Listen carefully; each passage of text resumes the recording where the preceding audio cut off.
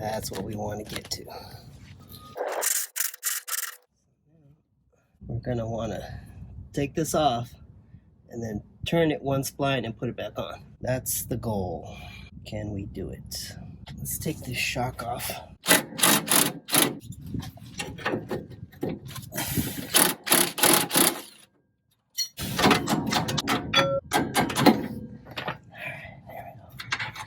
So here's the situation. The video I just watched on YouTube, a guy takes this off in order to remove all the braking mechanism here. I think that was mainly because of the emergency brake cable, which on mine is disconnected up front. So I don't know if I'm gonna need to take the axle nut off. I think I should be able to just remove these, slide this whole thing out that way, because I am gonna have to access that spring plate. I already took off the shock. That's taken care of. Yeah, let's see what happens.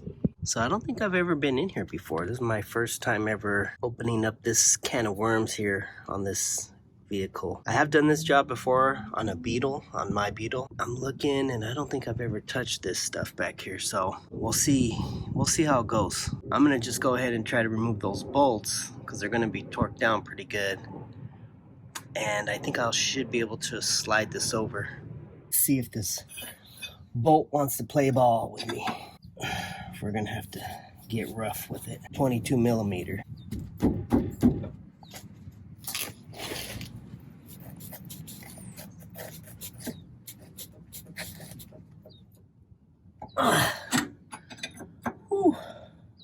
This one. This is gonna be tricky too.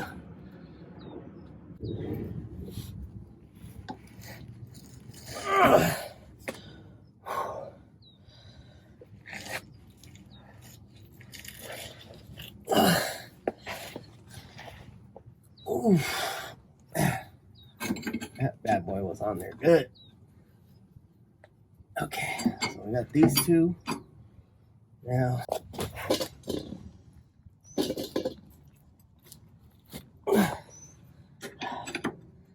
turn. Ooh, got it. 1, 2.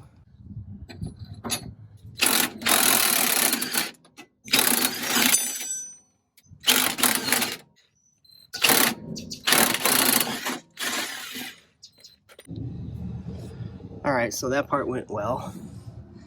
It's ready to release. I need to disconnect that brake line there from the axle because we're gonna separate this from the swing arm, and that is gonna be connected, might break it. So what I've been doing as I work is spraying everything with some degreaser and some WD-40, just kind of loosen things up a little bit, clean them up as I go.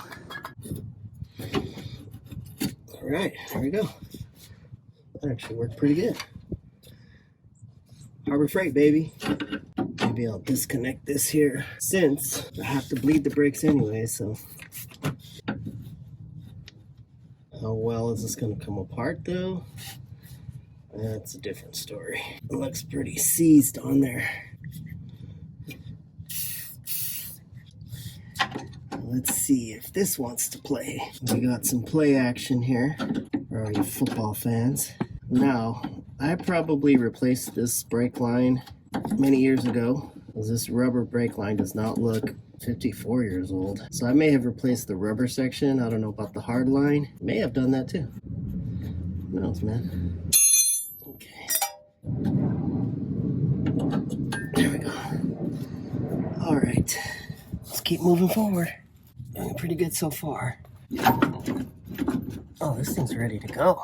Nobody told me about this brake line here. Brake line goes through here, and then it goes through this too. So if you want to separate this from that, I think you got to take the brake line off. Let me think about this one. I don't even know if it's possible. Man, this is all rusty. Well, I'll have to find out.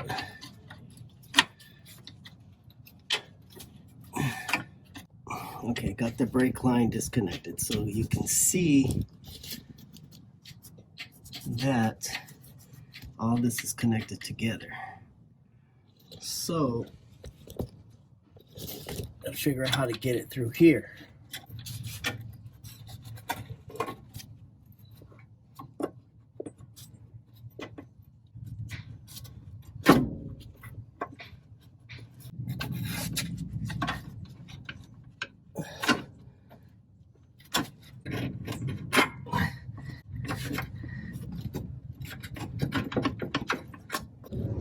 There we are right here. Well, I guess I don't have to take it all the way off as long as it's separated. Let's try this again.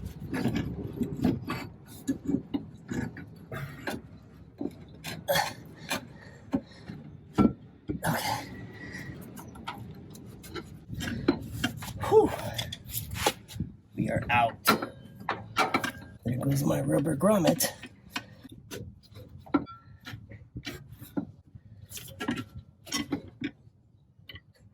There's the rubber grommet. Guess we can put that back on later. Now the brake line will come out.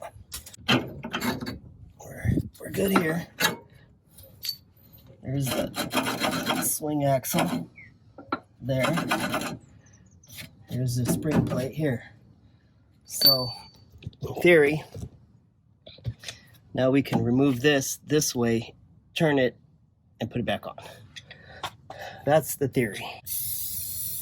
Let's see if it's true. Before I continue here, I'm gonna go spray PB Blaster on the other side. Soak them up a little bit, help loosen them up. There you go, PB Blaster, look at that. Breaks loose faster. Penetrating catalyst. Powerful rust penetrating catalyst. The original nut and bolt buster. Okay, so what I'm gonna wanna do next is I'm gonna use some paint to mark what the original location is of this spring plate. May not be original from the factory. Somebody may have moved this already, which I doubt. So maybe this is your factory location. I'm gonna go ahead and mark it. A lot of people will use degree finders and stuff. I think stock is 21 degrees. I don't care what the degrees are. I'm gonna move this two notches. I think I'm gonna go with 2 and see what it looks like when I put it down on the ground. Found it. Wet Dreams oil-based paint marker. So something you'll notice that this torsion bar actually sticks out past the spring plate. See, it sticks out about 1/8 of an inch. The other side is actually in. It's sticking in, so I have no idea why. Okay, I think we're finally getting it to work. I'm gonna put a mark in a couple of places.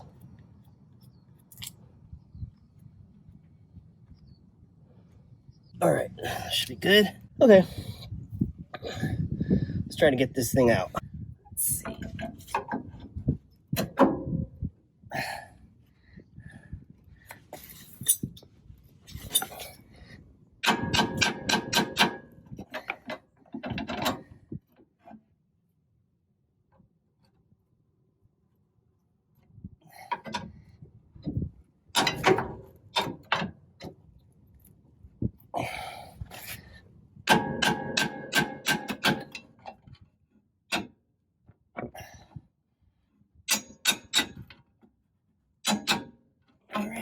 We go. Only thing stopping this from moving out is this thing. There we go. There we go. All right. Now I don't want to take this out, so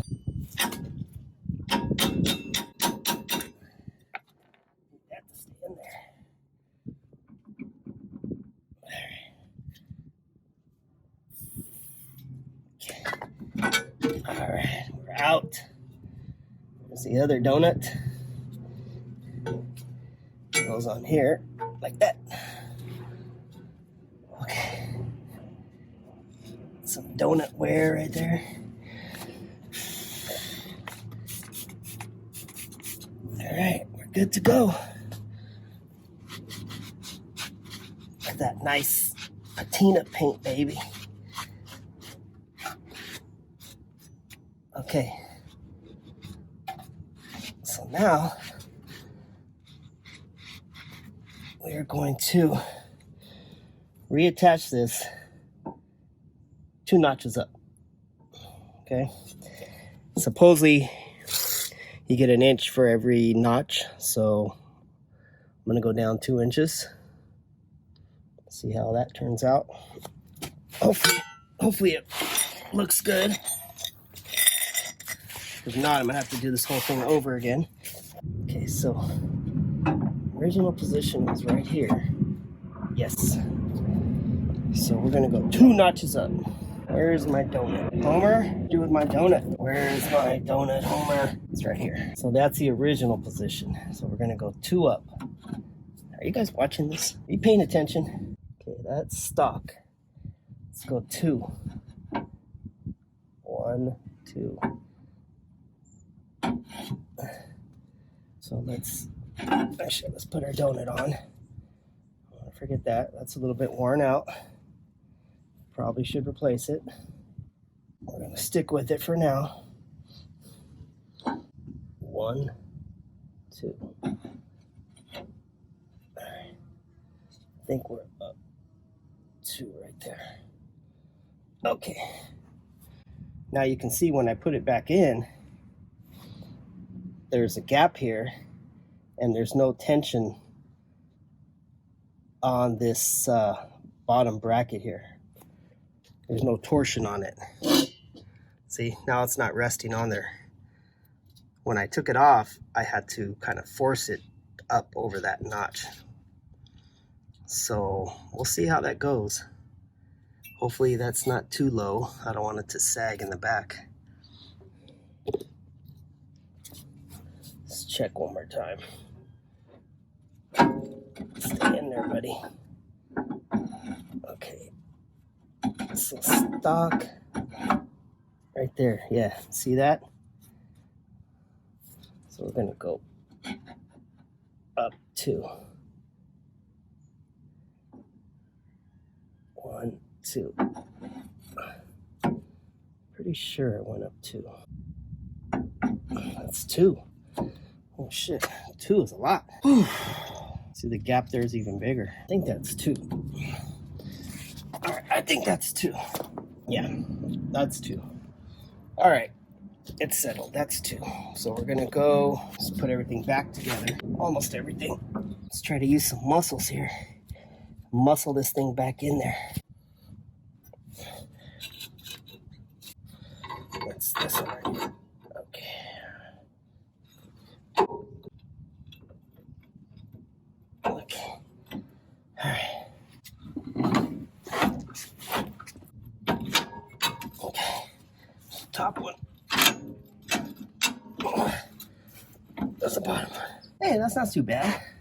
Let's bolt it on and then get the other 2 bolts and then we can lower the car. Do a little test fit. All right, so we're all bolted back up here. 2 there, and then the other 2 in back. 1, 2. Got my shock mounted on. I'm gonna go ahead and put the cover plate back on just so this thing doesn't come flying off for whatever odd reason. Not all the way, just it's on there. Okay, let me get the bolts. I did go ahead and degrease these and de-rustify with the Evaporust and the Purple Power, I believe, just to get some of the grease and rust off. I think I let these soak overnight. Spray them down with some WD-40 too. WD-40 helps things keep things from getting rusted. Make sure these things are lined up because I stripped one of these on my other car. I think on my Bug. So I go ahead and start them all by hand and then torque them down.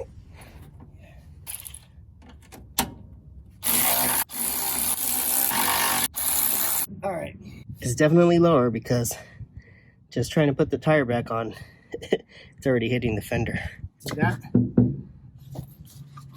That wasn't like that before.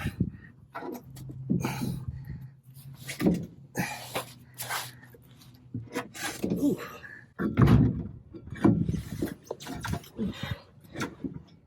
Alright, we're gonna have to figure out a way to push that down. One of the drawbacks about lowering your bay window bus or a split window bus that people don't tell you about is the gap here has decreased. So when you adjust your torsion bar, you're moving it up. You can see now there's a gap here. Originally, this spring plate was resting on that, so that would push this thing down. Now that I've adjusted it up, you can see there's a gap there, and this is closer to the fender well, and you can't get your wheel. You can't get your wheel on there. So a workaround for that is I got my jack out of my Golf, and I'm using it to spread this and push this down because there's tension on this. It wants to go up because of the torsion bars in there, so you have to force it back down, basically down to here, so you can get the wheel on. So a lot of people don't talk about, you know, the drawbacks that you have to deal with when you have a lowered bus. They just show you pictures of their bus all nice, looking all cool, nice and low, but there are some drawbacks and there are some costs that you have to consider. If you don't want to deal with this kind of stuff, I don't recommend lowering your bus. How to put your rear wheels on a lowered bus. You got to push your swing arm down so you can create enough distance in order to fit your wheel in there. There we go. Time to chop down some donuts.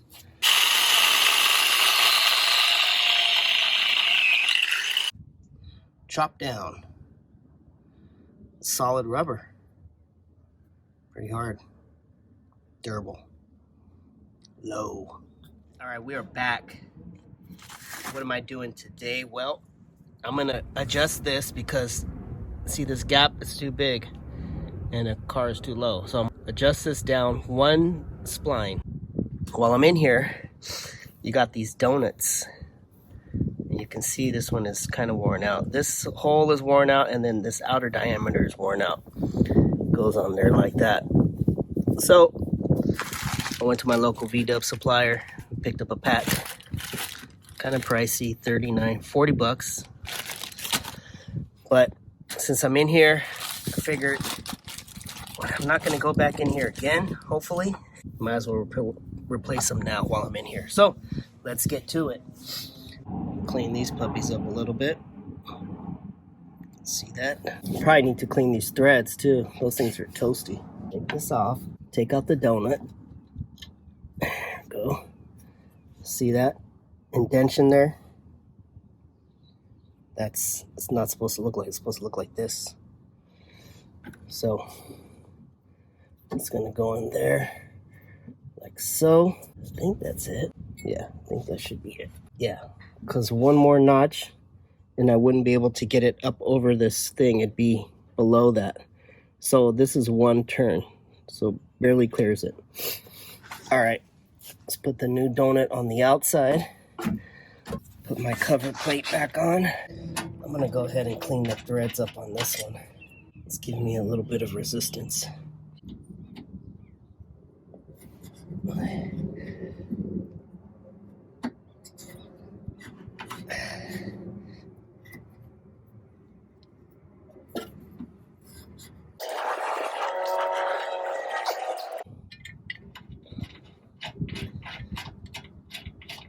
Go. We're in. Just tighten them up. All right, got my spring plate adjusted, got my cover plate locked down, got my 4 adjusting bolts in place. These 2 here, and then those 2 there. They come in from the back side. You want to tighten them get them in place, but don't tighten them down until you line up these ones, because they only fit in very like tight tolerance. So leave them a little bit loose so you can move these pieces around. You have this piece, you have this piece, and then you have this piece. So leave them a little loose, line them up. Once you get these in there, start them with your hand, get the threads started. Once you get them started, then you can lock them down, and then you can lock these two down. They need to be torqued down pretty good. I think it's 94 foot-pounds, something like that.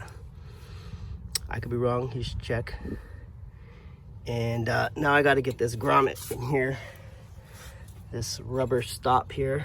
Gotta try to squeeze it back up on there. I had to cut it off just to give me some more clearance. So I'm gonna try to squeeze this back up on this little knob right there.